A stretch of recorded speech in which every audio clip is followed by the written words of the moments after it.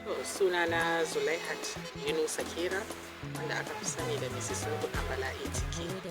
To alhamdulillahi rabbil alamin, duk abin da kaji an ce alhamdulillahi rabbil alamin an ji daɗin shi ne. Ba komai ya kawo ni ba illa iyaka in yabi kuma in yi godiya ga Honorable Commissioner Sadiq Mamman Lagos a bisa jajircewar shi da taimakon shi da gudunmawar da yake badawa a gwamnatance da kuma jama'a gaba daya. Abin da ya sa na ce zan yabe shi kuma zan yi godiya shine saboda yadda yake tallafa ma mata na farko kenan, musamman matan kuma waɗanda suke gajiyayyu, nakasassu da kuma masu marayu, wato widows kenan, waɗanda mazajen suka rasu.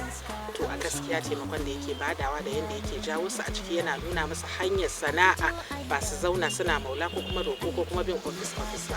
Wannan yana ɗaya daga cikin kudurorin shi da kuma yadda yake taimako, kuma mata na jin daɗi sosai da matasa.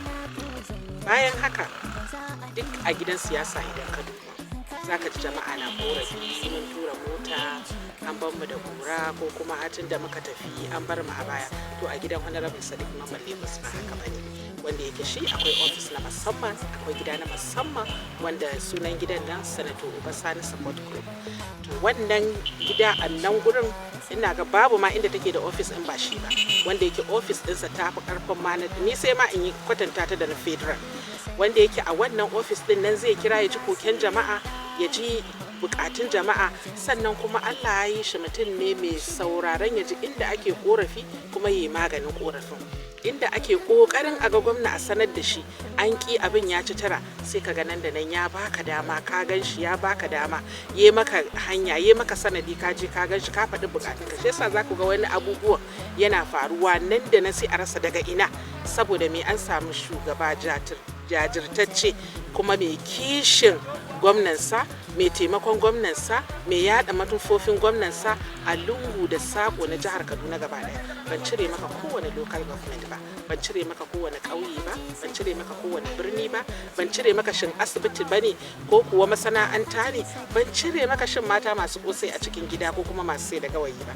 Kowa ya shiga cikin tallafin Honorable Sadiq Mamman Lagos, commissioner, super commissioner gaskiya muke kiran shi, saboda yadda yake jawo mata ya nuna musu kaza za ku yi, kaza za ku, kuma alhamdulillahi ana amfanuwa, ana kuma taimaka ma mazaje kansu, wanda yake duk macen da ka gani tana gidan Mamman Lagos za ka ga tana da zuciya.